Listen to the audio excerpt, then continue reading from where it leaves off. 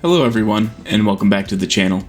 The tier set bonuses were just released as raid testing for the first raid tier in Dragonflight have begun. For the most part, the community has been a bit underwhelmed with the overall power gain coming from tier sets. But Blizzard has stated that they want a tier to have very little bearing on how your class plays, given that most of the class changes and design are coming through the revamped talent system. Whether you agree with this philosophy or not, it is actually a decision that I understand and am personally grateful for. So many classes are seeing changes and gaining access to skills that their spec has never had. So I think Blizzard needed to strike a balance between the power found in talent trees and the first iteration of tier sets in Dragonflight. So today, I would like to go over each of the tank tier sets and talk about the impact the tier set bonuses will have on your chosen tank. So let's jump into it and get started with Death Knight. The Death Knight 2-piece set bonus is when a Bone Shield charge is consumed, you have a 20% chance to generate 1 rune. The 4-piece set bonus is after 10 Bone Shield charges are consumed, you gain 10% damage and haste for 10 seconds. For the 2-piece, this is something that is going to be 100% passive and not anything that you can gain or work towards proccing. You will be following your rotation as you normally would, and on average, for every 5 Bone Shield charges you lose, you will gain 1 rune, which is going to help with runic power generation. For your 4-piece, this will be a nice quality of life bonus that again has no bearing on rotation, but will be a nice passive bonus to damage and haste by simply keeping Bone Shield stacks up. In general, you will want to keep your bone stacks above 5 for Ossuary, so you'll continue refreshing and stacking Bone Shield either way. For an overall score, we're going to go ahead and put the Blood DK tier set bonus in the A tier. It's a nice set and forget passive that's going to help with damage as well as your rune and runic power generation. It's going to have no bearing on how you do your rotation overall. It's going to be a nice easy segue into Dragonflight. Next, we'll move on to the Vengeance Demon Hunter. The 2-piece set bonus for the VDH is Shear and Fracture deals 20% more damage and generates 20% more fury and has a 15% chance to generate an additional soul fragment. The 4-piece is going to affect Spirit Bomb and Soul Cleave and give it a 12% chance to deal 50% more damage and cause targets that they hit to deal 15% less damage to you for 8 seconds. So for the 2-piece, this is a really nice passive single target buff to our primary soul fragment generator that's going to provide extra damage, extra fury, and extra fragments to help with our self-healing and total damage output via Spirit Bomb. Our 4-piece is going to be another passive set bonus that is going to help buff both single target and AoE scenarios. It's going to result in a 50% increase from Soul Cleave and Spirit Bomb, while also providing 15% damage reduction to all targets affected. The set will not change your rotation, but it will help to make you a little bit more tanky when tanking few mobs or a single boss, which is where Demon Hunter struggles to sustain today. For an overall score, we're going to go ahead and put this set in the A tier. It's another nice set and forget passive bonus that's going to help with your overall damage done, damage reduction, and increase Vengeance Demon Hunter single target, which is where Demon Hunter is really struggling greatly right now. Moving on to Guardian Druid. Our 2-piece set bonus for Guardian is where Gore has a 5% increased chance to trigger, and Gore also increases Mangle's damage done by 10%.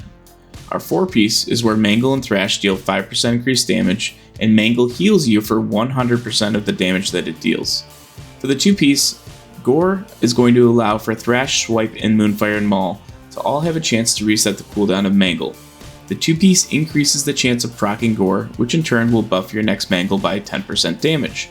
This is completely passive and does not change the rotation at all. It is also only useful in single target scenarios. For the 4-piece, this is another lackluster bonus and has no bearing on your playstyle other than forcing you to prioritize using Mangle for sustain, even in AoE scenarios for self-healing purposes. Both the 2 and the 4-piece bonuses do not play into the strengths of what Bear Tank brings to the table. Currently, the talent trees in Dragonflight encourage you to commit to a Maul gameplay style or the Disco Bear arcane build. The 4-piece set bonuses do not help with either viable build and forces you into prioritizing Mangle even more, even when the situation doesn't call for it, like during Incarn windows and M+. Overall, I have to give this one a score of F tier. This tier set needs a complete rework to better complement the class and spec talent trees. The talent trees for Guardian have looked very promising, but Bear takes a step back with these set bonuses. Moving on to Brewmaster Monk. The Monk 2-piece set bonus is where hitting an enemy with Tiger Palm or Spinning Crane Kick grants Brewmaster's Rhythm. This increases damage dealt and reduces damage taken by 1% for 10 seconds and stacks up to 4 times. The 4-piece set bonus is worded a little funny, so bear with me and we'll talk about it in a minute. For each stack of Brewmaster's Rhythm, Purifying Brew clears 3% more of your damage delayed with Stagger. So for your 2-piece, this is a nice passive bonus that should be something that is up 100% of the time. Both your single target and AoE skills grant you Brewmaster's Rhythm, and it will buff damage done and damage reduction by 4% just by following your rotation. For the 4-piece, this is essentially going to allow you to remove 10% of your staggered damage with every Purifying Brew cast.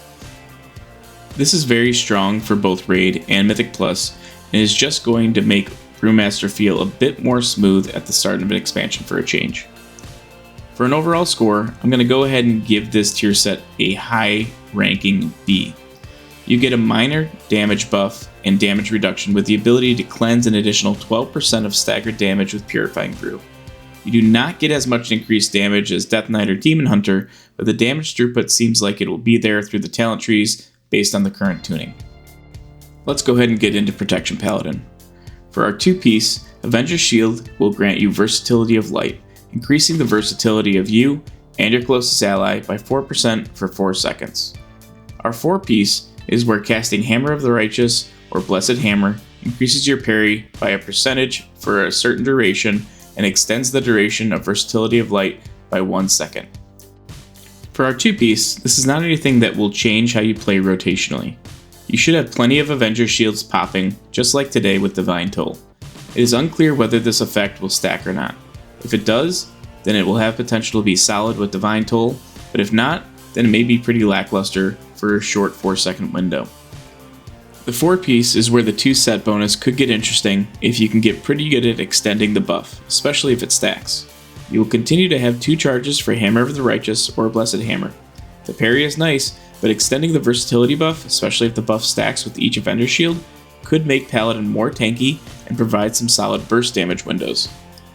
For an overall score, we're going to go ahead and put this tier set in the B tier for now, with the potential of becoming A if the versatility effect compounds.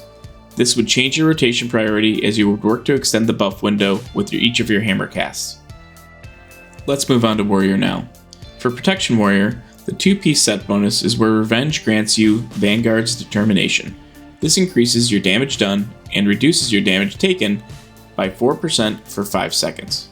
Our 4-piece is where during Vanguard's Determination you gain Ignore Pain equal to 10% of the damage that you deal. Our 4-piece is a really nice set bonus that will provide Ignore Pain value based on how much damage you can do within the Vanguard window.